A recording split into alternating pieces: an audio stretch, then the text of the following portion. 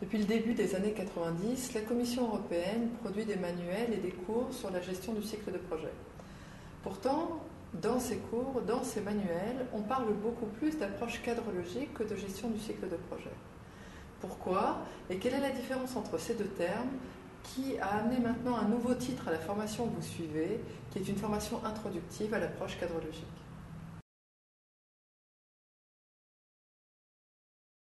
Quand on parle gestion du cycle de projet, en acronyme GCP, on parle d'un ensemble de processus de prise de décision et d'actes de gestion qui sont spécifiques à une organisation.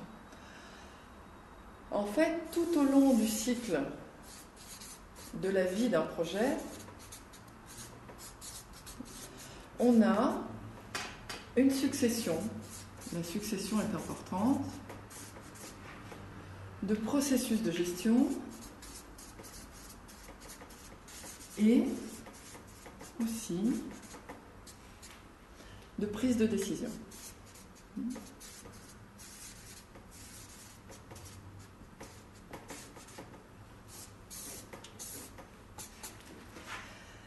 Pour passer cette succession de processus de gestion et de prise de décision, on va faire appel à un certain nombre de documents clés qu'il faut produire. On va faire appel à des formats standards.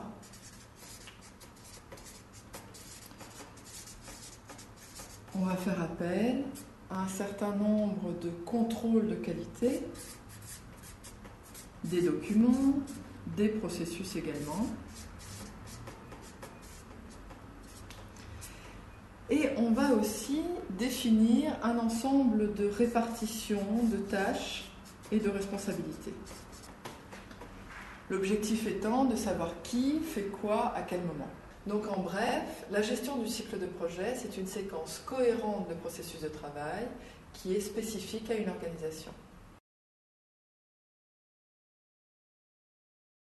Ok, l'approche cadrologique maintenant, qu'on appelle parfois ACL. L'approche cadrologique, en fait, est une approche méthodologique.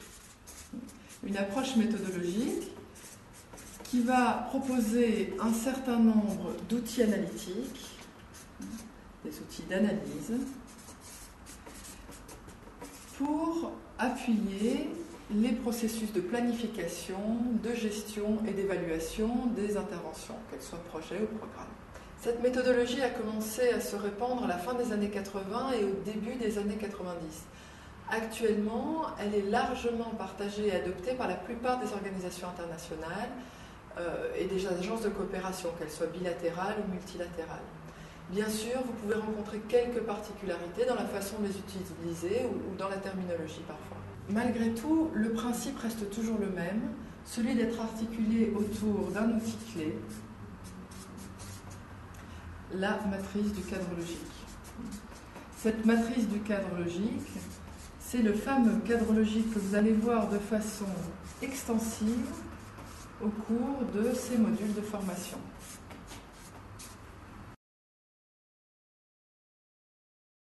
En deux mots, l'approche cadrologique est une méthodologie utilisée pour renforcer la gestion des projets et des programmes.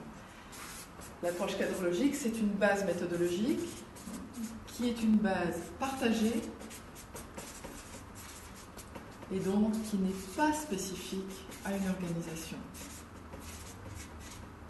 Contrairement à ce que nous avons vu pour la gestion du cycle de projet. Ok, ceci étant dit, on a donc d'un côté la gestion du cycle de projet, de l'autre l'approche cadrologique. Alors quel est le lien à faire entre ces deux éléments? Assez basiquement en fait, la gestion du cycle de projet telle que pratiquée à la Commission européenne recommande, voire impose, l'utilisation de l'approche cadrologique dans une séquence qui est une séquence d'un cycle des opérations qui se veut cohérent. Vous allez dire alors, puisqu'on fait la gestion du cycle de projet, faisons beaucoup de procédures internes et saupoudrons ça d'un tout petit peu d'approche cadrologique. Pourtant, ce n'est pas ce que vous allez retrouver comme proportion du mélange, ni dans ce cours, ni dans le manuel. Pourquoi? C'est un peu déroutant, on pourrait se sentir perdu, voire floué. Je viens de passer là du temps sur ce cours à distance pour faire de la gestion du cycle de projet et je me retrouve à faire du cadre logique. Alors que j'ai besoin des processus internes, j'ai besoin des procédures. Est-ce que je me suis trompée de cours? Ça, c'est ce que vous pourrez vous dire peut-être. Est-ce que le cours a été conçu vraiment en accord avec les besoins que j'ai pour mon poste? Ne paniquez pas, vous êtes dans le bon cours et le choix que nous avons fait, il est délibéré. En fait, il existe d'autres cours spécifiques sur les procédures que vous pouvez suivre. Mais dans le cas de l'ensemble du cycle des opérations que nous voyons ici, nous nous sommes dit que ces procédures étaient trop variables dans le temps ou d'un programme ou d'une ligne budgétaire à l'autre pour pouvoir toutes les couvrir. Donc faire le choix de l'approche cadrologique, c'est faire le choix d'une porte plus large pour appréhender la gestion des opérations. Donc, avoir des outils adaptables. Adaptables à tout type d'intervention. Et des principes analytiques. Des principes analytiques qui restent valides à travers le temps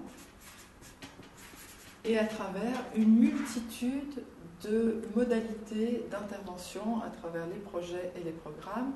C'est ça qu'on voudrait que vous reteniez de ce cours. C'est en fait un socle des connaissances clés pour améliorer continuellement les projets et les programmes qui sont soutenus par la Commission européenne.